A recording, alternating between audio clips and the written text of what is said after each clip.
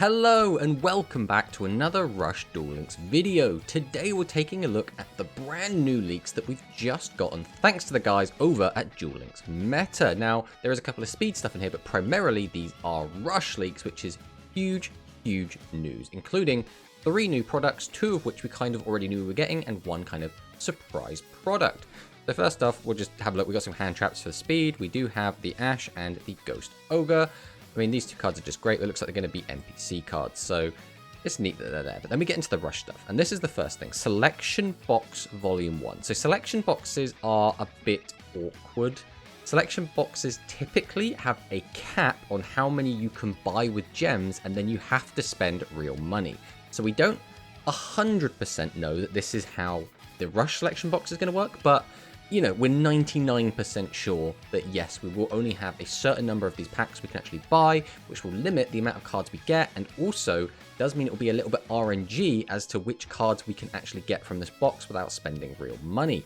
So I personally have always really despised this sort of thing. They are putting over Rush rares in here, which is basically alt arts, and I think that is a cool thing to do. You know, oh, you spend real money, you get alternate arts of the cards, but when you put cards that are locked to this pack, and the only way to get them is from this pack, and then it's RNG if you can even get the cards you want, especially if you're free to play, I think that is very bad, and I'm really not a fan of that. These cards will most likely come out in future product releases, but they will be effectively time limited to the selection box. If you want to get them early, you have to get them from here. I'm not a fan of this practice, but we can see that there are some pretty interesting cards in here. First off, we do have the Ultimate Flag Mech Gold Rush. Gold Rush is a bit of a weird card. So we can send 1 machine type effect monster from our hand to the graveyard to add a machine type normal monster from our graveyard to our hand. Then if you punish 3 attack position monsters on their field, you can special summon 1 normal monster from your hand face up to your field. So the way to get the maximum value from this is to use Tough Striker. Tough Striker just being the 2500 vanilla machine light monster. So we'd summon this, send a machine effect monster from our hand to the graveyard, take back Tough Striker from the graveyard back to our hand, then if our opponent has 3 monsters, we just slam it down without having to tribute. Bam bam, we get 2 2500 attackers. Now that is the ideal way to use this card. Chances are though, our opponent is probably not going to have 3 attack position monsters a lot of the time, and we might not have our graveyard set up for it. But in that case, it still does let us just send a machine type effect monster from our hand to add a machine type normal monster from our graveyard to our hand, which is okay, right? We could get rid of a high level effect monster and get back a low level monster that we could just want to summon and tribute out or just have as a body. We could also discard a low level to just grab back the Tough Striker, put in our hand, and then tribute 2 monsters to summon it out just as an extra body. Now, the main issue I kind of see with Gold Rush is that we don't want too many high levels in our decks. We've already kind of seen people cutting down to 5 or 6 high level monsters in their deck, which means if we want to use Gold Rush and we want to use Tough Striker with it, if we want 3 Gold Rush, 3 Tough Striker, that is all of our monster slots used, which means we wouldn't be able to use any other boss monsters in the deck, and we're probably going to want 3 Mirror Innovator. So Gold Rush, I really like it. I think it's a really cool card. I just don't see much of a use for it. Now, I would love to be wrong. If someone could find a way to break this card, that would be really cool, but overall, I'm not too excited for this, just because I think Mirror Innovator is going to kind of steal the spotlight. And one last thing to mention is, if I recall correctly, this card has never had an Over Rush rare printing. Now, Over Rush rare is basically the card kind of breaks out of its frame and it's like exploding artwork. So as you can see, it's like artwork is kind of, you know, overlapping with the frame. So this is, I believe, the very first Over Rush rare of Ultimate Flag Mech Gold Rush, which is setting a precedent. They can do this with any card that they want going forward. Then we just have some more alternate art Over Rush rares, that being the 7's Rogue Magician, and we have the 7's Rogue Witch, as well as Prima-Gitana, and all 3 pieces of Supreme Machine Magnum Overlord, exploding from the artwork, looking pretty cool. And this is what we like. We don't mind the Over Rush rare alternate art cards being in the selection box. The problem is cards like Ultimate Flag Mech Gold Rush being in here. Now, Gold Rush, I don't think this card is going to be super crazy, right? I don't think this card is necessarily even going to be that good, but it still is annoying that it's in here, and there are some other cards in here that are quite good. But first, let's go over the other kind of alternate art cards. We have Karibot, we have Essel. 7's Rogue Mage doesn't have an alt art here, but it's just a reprint. We do have the Amuzi Performer, we've got a reprint of TSA, we have Dream Drummer, then we have a new card, Siesta Hold. Now, Siesta Hold is a card that never really saw a ton of play, but it's not bad. So when your opponent normal summons a level 4 or lower monster while they have no other monsters on their field, change that monster to face down defense position. So this is only really going to be useful to stop low-level monsters that want to use their effects. So obviously in the art we see Kyber, and that is the perfect card to stop. Kyber has to be the only card on your field when you activate its effect, which means we can stop that and stop your opponent from basically plussing. We can also use this on any of those other type effects, such as Seahorse Carrier. But Seahorse Carrier, obviously, you could just play around it by just summoning a different monster first. So Siesta Hold is, I mean, a little bit restrictive. I don't think this card's really going to see any play. Maybe if you are in a tournament that allows side decks, maybe you side this in. But realistically, I don't think this is going to really do anything. Then we have 7 Shift. Now, this card is really, really strong. This is quite a modern card. I want to say this came out mid-2023 to late 2023. But we can send 1 card from our hand to the graveyard to special summon 1 level 7 or lower effect monster from our hand face up to our field. So, card economy-wise, we're using this card and we're sending 1 other card to summon out a level 7 or lower. So if we summon out a level 7, we've effectively summon, tributed to summon out the monster. So the card economy is the same. But this lets us effectively use a back row as a tribute, because we could just set the 7 Shift a turn prior, go up to 5 cards, and basically have the 7 Shift as like an extra card. But also, if we have spell traps and high-level monsters that we couldn't use as tribute material, this effectively lets us unbrick those hands and just get our level 7s onto the field. 7 Shift is a very strong card. I don't know how powerful this card is going to be, but I think it is, without a doubt, an extremely strong card in a vacuum. I'm not sure what decks are going to be able to make super good use of it, because this card would obviously incentivize having a higher count of level 7 monsters in your deck, which could lead to more bricking scenarios. It's a weird card to kind of figure out, and I think when people do work out the ratios, 7 Shift could be really strong, which is another reason I don't like this being in the selection box, because again, selection box, we're only going to get open a certain number of packs, and we're going to have to spend real money, which means if 7 Shift ends up being really powerful, it's effectively going to be pay to win. I don't know, I'm not a big fan of it. I'm not a big fan of it. And then we have Spark Heart's Girl. Spark Heart's Girl is a okay card. So we can send 1 level 4 or lower monster from a hand to the graveyard, 1 face-up monster who opponent's field loses 500 attack. That's pretty good. Then we can set Sparks and or Curtain of Sparks from our graveyard to a spell and trap card zone. So this card is pretty good, but Curtain of Sparks is not really seeing play right now. That's because there are so many skills and so many decks that can just boost up to these ridiculous attacks, or change your monsters to defense, or weaken your monsters so they're quite weak. So battle traps in general, anything that increases or decreases attack during the battle phase, is generally not very good right now. So being able to recycle a card that's not very good right now is a little bit mid, as well as the fact that nobody's playing Sparks anyway. So this would normally just be a good fire spellcast monster to just throw into the spellcaster deck. But again, if we're not using Curtain of Sparks, why would we play Spark Heart's Girl? But it's a welcome inclusion. I just think this card could have come out so much earlier, and it's a little bit late for it now. And then finally, Siesta Torero. So Siesta Torero is a very contentious card. This card saw a ton of play. This card was a staple, pretty much, in the physical rush game for at least a year. This card was so good. So we can shuffle 3 monsters from our graveyard into the deck, so already very good, because you want ideally ways to just keep yourself from decking out and be able to recycle all of the good monsters that you want to keep reusing again and again. Obviously, if you have 2 Siesta Torero, you can just loop them. Change 1 attack position level 8 or lower monster on your opponent's field to face down defense position. Then you can add Siesta Hold from your graveyard to your hand. So adding Siesta Hold doesn't really matter. We're probably not going to play this card. People typically play this card on its own.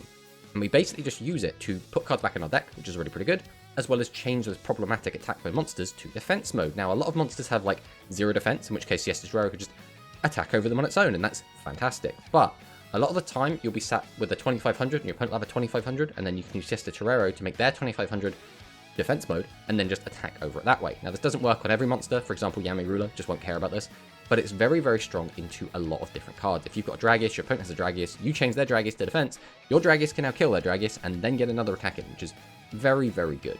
This is another one of the cards. I think realistically, Siesta Torero and 7 Shift are the best 2 cards in here. I'm not sure if Siesta Torero is going to see as much play as it did in the physical game, just because in the physical game, we didn't have access to skills, which meant that dealing with high attack monsters was a lot more difficult, so Siesta Torero kind of had a home, as well as the fact we had 40 card decks, and a lot of decks struggled to fill all 40 of those slots with cards they really wanted, so Siesta Torero was kind of a no-brainer to just slot in. In Duel Links, we have skills, so we can deal with a lot of these monsters, as well as the fact we only have 30 slots in our deck, so fitting multiple Sister Toro in, it might be a bit of a tight squeeze. But I still think this card is good. I still think this card will see some play. I'm just not convinced it's going to be the absolute meta-dominant threat that it was in the physical game. So these are the two big cards from here, Siesta Torero and 7 Shift. I think these cards are really going to do big things going forward, and I'm really disappointed that these are locked to a selection box. So next up, we have a Rush mini box, the Steelcido Mirror. So we do have Steel Mechlord Mirror Innovator that we already knew we were getting. We already had this leaked a little while ago. And this is basically that card's box. So if we just kind of go through the cards that are in here, we have Jamp Up. We'll just call this Jamp Up for now. So we can send one face-up Psychic-type monster from our field to the graveyard to special summon a level 7 Psychic-type monster from your hand face-up to your field. If you send Candy to the graveyard to meet this requirement, the monster special summoned by this effect gains 1500 attack to the end of this turn. So this card is fine, right? Effectively, again, card economy-wise, we're not cheating out the monster. We have to send this spell, we have to send a monster, and then we get the monster out from our hand. So it's the same as just tribute summoning it out. It does gain 1500 attack if we send Candy. So it's okay, right? It's nothing crazy, but it does let you kind of push for lethal, because an extra 1500 attack is decent, right? We can get that in. Unfortunately, because it has to be on a level 7 Psychic, we can't have it on a multi-attacker, because none of those are multi-attackers, so we can't make this 3000, but it's okay. I think this is one of the weaker Jamp cards, personally, but I still think it's okay. Is it going to see a ton of play? I don't know. I think Spell Trap room in Rush right now in Duel Links is very, very tight.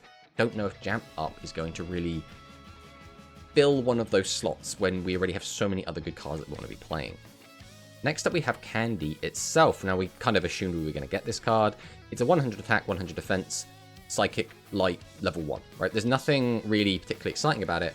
The thing that is exciting is that a lot of the other cards require Candy or a level 1 monster with 100 attack, 100 defense in order to use their effects or get bonus effects. So it's always going to be a requirement. We're always going to have this card kind of being around. So we'll keep in the Psychic theme at the moment. We'll jump to Jamp Check. So if we have 2 or more face-up Psychic monsters on your field, including a normal monster, look at up to 2 face-down spell traps on your opponent's field, destroy one of them. Then if you have Candy face-up on your field, you can gain 1000 life points. So this is an actual really, really good card. Being able to choose which back row you're going to pop and having a bit of extra knowledge is really, really strong, as well as gaining 1000 life points is pretty good. The only issue I have with this card is really good back row hate does not make an archetype, right? Having decent access to back row removal, unfortunately, is not going to be enough to just let the archetype suddenly be good. I would really like for Psychics to be strong, and I'm not necessarily saying they're going to still remain in the garbage. They might be able to do something, but I don't think this card on its own is going to be enough. I think it's a very, very strong card. I think Psychics are going to be very, very happy to have this card. I just don't think this is going to suddenly propel them up to like tier 2 status. And then we have Magical Miracle. This is a level 4 light Psychic monster with 1000 attack. If you have a face-up monster with 100 attack and 100 defense on your field, then this face-up card from your field to the graveyard to special summon a level 7 Psychic monster from your graveyard to your field in face-up attack position. So this is actually pretty good. Obviously, we have to have our Candy on the field, which is a little bit awkward, because for the most part, we're probably going to normal summon this, then summon out the Miracle, then use Miracle's effect to bring back, let's say, a Canry D. But then we're in a bit of a weird spot, right? Because we could use Canry D's effect to, I guess, put Candy back in our hand, which is probably one of the better ways to do this, or we could tribute off the Candy after we summoned it. But if we don't have, like, an extra high level, or we don't have a way to, like, get rid of the Candy, we might just have to end the turn with Candy face up in attack mode, which is a little bit awkward. But being able to revive a monster from the graveyard is still pretty good. A 1-for-1 as well, so this is really, really good value if we can actually get this effect off. I'm quite happy with Magical Miracle, and I think this is actually going to be a pretty okay card. And then finally for Psychics, we do have the Canry D. We kind of already knew we were getting this card based on the skill leaks, but we can return one face-up monster with 500 attack or less from your field to your hand. This turn, while this card is face up, you cannot tribute summon monsters with 1500 or more defense in attack position, and this is just here to stop you from looping multiple Canry Ds, being able to keep reusing effects and effects and effects. So this card is basically here to just let you reuse the effects of 500 or less attack monsters, which is okay, right? Roman Pick is probably the one that comes to mind. It's fine. 2500 attack is obviously really good for a psychic boss. A lot of the psychic bosses don't have 2500 attack. Again, I don't think this is suddenly going to break psychic, but I think it's a welcome inclusion. Next up, we have Avian Spell Strategy. So we've been waiting for this card for quite a while. If we have 2 or more face-up warrior and or winged beast monsters on your field, you can destroy a spell trap on your opponent's field. Then you can place 1 level 8 or lower warrior or winged beast type monster from your graveyard on top of the deck. So, being able to pop a back row is pretty good. Having to have 2 monsters to actually do it, pretty bad.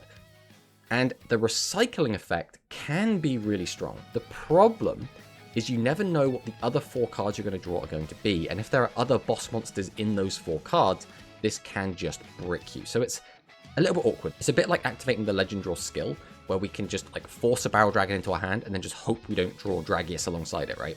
It's a little bit awkward, but you just don't have to use that second part of the effect if you don't want to or you don't need it. So Avian Spell Strategy, I'm still quite happy we're getting. And then we have Ice Arc the Unequaled, which is our kind of winged beast. I guess we'll just talk about that now.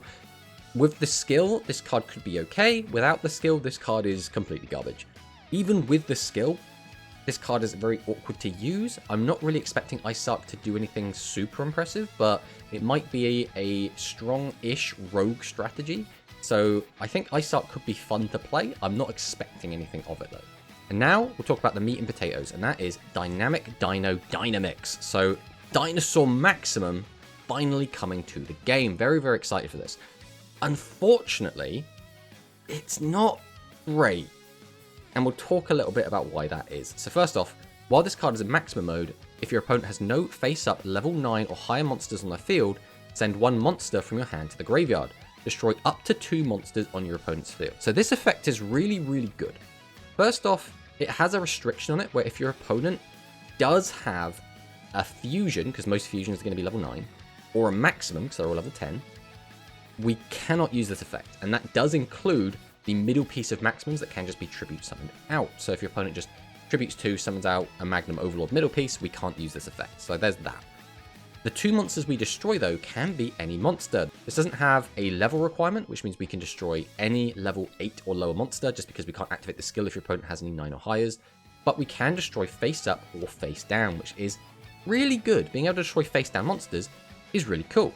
The downside is we're only destroying 2 of them, which means if your opponent just sets 3 in front of us, we can't just destroy all of their monsters and attack directly. We can only destroy 2 of them and attack the 3rd monster, which means we can't beat set 3 pass, which is a little bit disappointing. If we go to the L piece, this card cannot be destroyed by battle with level 7 or lower monsters. So that means we can be killed by level 8 monsters, which can get a little bit awkward because we are only 3400 attack, which means if our opponent does have a way to boost their attack up or a way to weaken us, such as a Talismanic Seal Array, they can just attack over us, which is a little bit awkward. And then our right effect is this card cannot be destroyed by your opponent's trap card effects, which is pretty generic for maximums.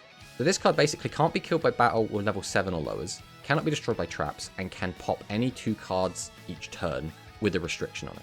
It's very awkward, because again, if your opponent just sets 3, we can't really do anything about it. This still gets beaten up by other maximums. It's not great, unfortunately. I think we would need a skill in order to make Dynamics really, really good. And we're also not getting our dinosaur trap cards, which is also a little bit disappointing. But I am still happy to see this card coming, and hopefully we will get a skill with it in the future. And then taking a look at the other dinosaur support we're getting, we do have Mech Dino Raptor. We can send a dinosaur from our hand to the graveyard to draw 1 card. This is basically a Crafter Drone type effect or a Mystic Dealer type effect. It's a consistency card. It's very, very welcome in the deck. We are quite happy we're getting this. But again, it doesn't fix any of our current problems. There are also 2 other cards that have been data mined but aren't here on this list yet. These might be added later, or it might be because they're not actually coming in the next box, but they are being added to the game. So we'll talk about them a little bit. The first of which is Dinosaur Crush. So if we have a face-up level 7 or higher dinosaur-type monster on your field, we can send 1 card from our hand to the graveyard, destroy 1 face-down card on your opponent's field. So this is what we get instead of a back row hate. We get the ability to basically have Hammer Crush to destroy your opponent's back row. But our Hammer Crush can also destroy monsters. So it's okay in that if we do use this alongside Dynamics, we can use this to pop the 3rd monster and then go for direct attacks. So that's kind of probably the best way to use this card. As just a back row hate card, it's not very good because we do have to have the discard, which is not great, right? We'd rather just not be discarding a card. We do also have to have a level 7 or higher dinosaur type monster to use this effect, so that's also a little bit awkward, but I think the best way to use this again is just with Dynamics. Again, we might not even be getting this card just yet, it's just this is one of the data mine cards. And the other card we're getting is Co-Evolutionary Miracle. So this is again a card I'm not a big fan of. We can send one face-up dinosaur type monster on our field to the graveyard, to special summon one level 5 or higher dinosaur type monster from our hand face-up to our field. It gains attack equal to the original level of the monster sent to the graveyard to meet the requirement times 100 until the end of the turn. So this is not great, right? To get maximum value, we're probably not going to want to send anything higher than like level 4. And the way to think about this is that we're going to be using this spell card as like one of our tribute material. So when you think about card economy, we're giving up Co-Evolutionary Miracle, we're giving up another monster, and then we're summoning out ideally a level 7 or a level 8, probably going to be the Super King Rex. So that in itself is like okay. The one real benefit we get out of this is that we can set this on one turn and flip it over the next turn to effectively +1, because we'd be using effectively, if you think about it, like we're tributing a back row and then gaining a little bit of attack. It's okay. I don't think though this card would see a ton of play, primarily just because spell trap room in Rush Duel Links is so tight. I don't think we could just fit this card in the deck. So next up, let's talk about our new dragon card. So we already knew we were getting Steel Strike Dragon Metageus, which is pretty cool. The effect requirement for this is pretty steep, having to send a level 7 or higher dragon type monster from our hand to the graveyard. But we are getting the skill to kind of alleviate this requirement a little bit. This also cannot be destroyed by trap cards, and it can make a second attack during the battle phase. Now, not being able to destroy by trap cards is a little bit awkward because, as we'll find out a little bit later, we are getting a new legend trap that will probably replace Widespread. I think it will. My prediction is that it will in most decks, but we'll talk about that in a little bit. But Metageus is still a really cool card, and to go along with it, we are getting the Stockbuster Dragon, which is a little bit awkward. 2400 attack is not great, but it's okay, right, on a level 7 monster. If your opponent has 5 or more cards on their field, we can send one card from our hand to the graveyard. All face-up level 7 or lower monsters on your opponent's field lose 1500 attack until the end of this turn. So your opponent has to have 5 or more cards on their field. Now, they're probably not going to have a field spell, which means our opponent has to have a bunch of monsters as well as multiple back row. Then all face-up level 7 or lower monsters on your opponent's field. So a lot of the time, they're probably not going to have 3 attack position monsters, but in some decks, obviously, they will have that. Being able to weaken all of them by 1500 is really, really strong. So Stockbuster, I think, will see some play, probably just alongside the Steel Strike Dragon Metageus. I wouldn't be surprised to see these cards being used together. Stockbuster has never really impressed me that much, but I think that's just because it's a little bit awkward. Your opponent has to have so many cards in order to get real good value out of this. Your opponent has to have multiple face-up monsters as well as back row. It's a little bit awkward to get the effect off, but when you do, it can be very, very explosive. Then we'll talk about our Cyburst cards. We have Mighty Gaze of the Sky Emperor. We knew we were getting this from a leaked skill. I still don't think this card is good. I think overall, this card is just kind of bad. I did speak about this a little bit in my last kind of prediction video and when we talked about the last leaks, but I don't think this card is going to see much play. The card I do think is going to be really good for Cyburst is Chaos Femtron. This is actually a brand new card. This card literally just released in the physical game. So if the only monsters in your graveyard are Cyburst types, we can send the top 3 cards of our deck to the graveyard. Then we can add a Cyburst type card with 0 defense from among the cards sent to your hand. So this is really good. A lot of our boss monsters have 0 defense. A lot of our weenie monsters have 0 defense. And our maximum pieces have 0 defense. So basically we get to choose any of those and just throw it straight into our hand. So being able to get anything, including a maximum piece, is really, really strong, right? The only negative on this card really is that it has to be one of the 3 cards sent and not just any card from our graveyard. But other than that, fantastic. Really, really good support for Cyburst. I don't think this is suddenly going to fix the problems that Cyburst has. This just makes them, I guess, getting out their max a little bit more consistent or just being able to toolbox their graveyard a little bit. But it's still pretty good. It's still a good card, and I think Cyburst players should be quite happy to have it. And finally, let's talk about our machines. Steel Mech Mirror Innovator is insane. This card is completely bonkers. It is extremely powerful to be able to boost its attack up to ridiculous numbers. This is an easy access to Pierce. It lets us recycle cards in our graveyard. It's just all around a fantastic card. And this card on its own is really what makes machines a strong deck. So we have that. We already knew we were getting this card. And then we're getting some other machine cards as well. We're getting the Assault Cannon, which is an okay monster, 1200 attack. If you have 3 face-up machine monsters in your field, you can send the top card of the deck to the graveyard. 1 face-up monster in your opponent's field loses 300 attack and defense. It's nothing crazy, but it does come up occasionally where just weakening your opponent's monsters is enough to kind of just attack over them, especially if you get out 2 Assault Cannons. We can reduce them by 600, which is okay. It's kind of a worse version of like Sorcerer of Sanctity, if you think about it like that, but it's still pretty good. Then there's Ultimate Flag Beast Surge Bicorn. Now this is a really, really strong card. We can shuffle 3 machine-type monsters from our graveyard into the deck. This turn, this face-up card can be treated as 2 tributes for the tribute summon of a light attribute machine-type monster in attack position. So this is good, right? This basically lets us cheat out a monster a little bit easier by only using 1 monster to tribute out of 2 tribute. Now the best target for this is always going to be the Steelcido Mirror Innovator. The only downside is we have to shuffle 3 machine monsters from our graveyard back into our deck. And our Mirror Innovator wants to be shuffling machine monsters from our graveyard into a deck. So now we have a lot of cards that really want to shuffle cards from our graveyard back into our deck. We don't have that many cards to put cards from our deck into the graveyard. So other than we're now fighting for space for cards that really want to be shuffling cards back into our deck, it's really, really good. I think this card will probably still see a ton of play. And again, there was one other card that was data mined that isn't in this list, and again that means we might not be getting it in the next box, but there is Craft the Drone, which is send a machine monster from your hand to the graveyard, draw a card. It's just a really cool consistency tool. Not really much to say about this. If we do get this, it'll be fantastic. If we don't, it's not the end of the world. And then the very last card we have to talk about is Tribute Lock. When your opponent normal summons a level 5 or higher monster, while your life points are lower than your opponent's, change that monster to face up defense position. This card is okay. I don't know if this card is going to be a staple moving forward. My gut is telling me no, but it's not a bad card. Being able to change your opponent's like usual level 7 or 8 tribute monster into defense mode is pretty good. It's only on normal summon, which means if your opponent has any way to cheat stuff out, it won't be particularly good. So for example, it's not going to do anything against the maximum overload skill, which does just kind of cheat monsters out. But it's okay. Being able to change monsters to defense mode is very strong in Rush, so it's okay. I just think the requirement is maybe a little bit too awkward. And then we have our Rush structure deck, Soul with Eyes of Blue. So we already knew that we were getting the Blue Eyes Bright Dragon. This was already basically leaked from a skill that we had before, and we would have already been speculating that we thought this would be in a structure deck, which is pretty cool. It's a very, very strong monster.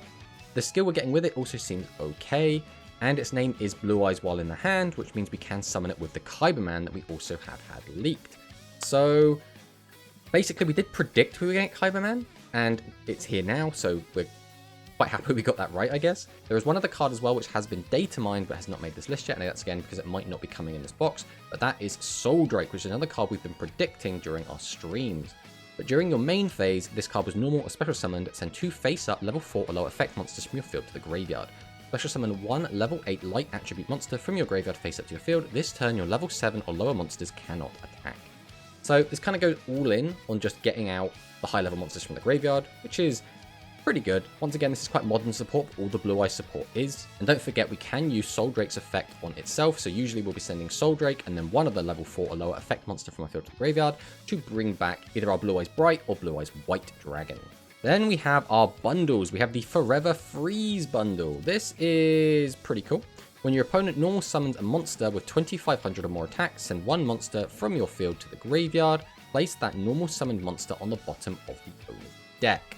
So that's pretty cool, right? If your opponent does summon out a 2400 or more attack monster, we can just get rid of it. Now this is primarily going to be used with, I mean, off the top of my head, Dragius is like the obvious one, right? There are a lot of decks that can play under this, which is why I'm not entirely sure if this card will see just like 100% inclusion in decks. This is also a bundle card, which means there's a chance this card is limit 1, so we might not be able to play it with other limit 1s. This card is pretty good. I think if 2500 attack monsters are in the meta, and that's what we're seeing a ton of, this card is going to be really, really, really powerful. Obviously, if they're not, it's just not. But it's a welcome inclusion, and it's a very strong effect to just basically tuck a monster to the bottom of your opponent's deck. And then we have the Negate Attack bundle. This is a lot more prevalent. This is a new legend trap. Everyone should know what Negate Attack does by now. When an opponent wants to declare an attack, negate the attack. This turn, your opponent cannot declare an attack. Now, notably, we don't have counter traps in Rush, so this is not a counter trap. But being able to stop your opponent from attacking at all for the turn is really, really good. This is a legend trap that also works against Magnum Overlord. I think for that reason, this card is going to probably replace Widespread Ruin. Now, Widespread Ruin is still really powerful, right? Being able to destroy one of your opponent's monsters is really, really strong. Being able to get the tempo swing of wiping out your opponent's monsters during their turn is really, really strong.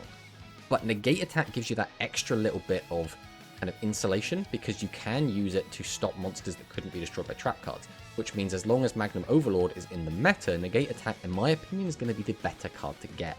So I would predict Negate Attack is going to just replace Widespread Ruin for the most part going forward. That is, again, my prediction. I'm very willing to be wrong, but that is just how I see things going in the future. I will also talk about one other monster, which is Negator Dragon. This card hasn't been data mined and hasn't been leaked, but this is a Negate Attack support card, so I thought I'd mention it. During the turn, you normal summon this card, and the top 2 cards of your deck to the graveyard. Then if we have Negate Attack in our graveyard, you can make up to 3 monsters in your opponent's field lose 2,000 attack to the end of your opponent's turn. I think this card is a little bit too strong to come to the game right now. A lot of the time, just being able to weaken effectively 6,000 of your opponent's board is really, really strong. I don't think this card is going to come out right now. I think it's probably going to wait and come out a little bit later. I just thought I'd mention it because we're getting Negate Attack. And then we have the Road to World campaign, where we will be getting a Blue Eyes White Dragon. So everyone is just going to receive an Overrush rare Blue Eyes White Dragon, which is pretty cool, right? That means that we'll be able to be a little bit of an extra bonus for the Blue Eyes structure deck that is coming out. And then we just have our sleeves and everything else. So that's kind of it for the new stuff.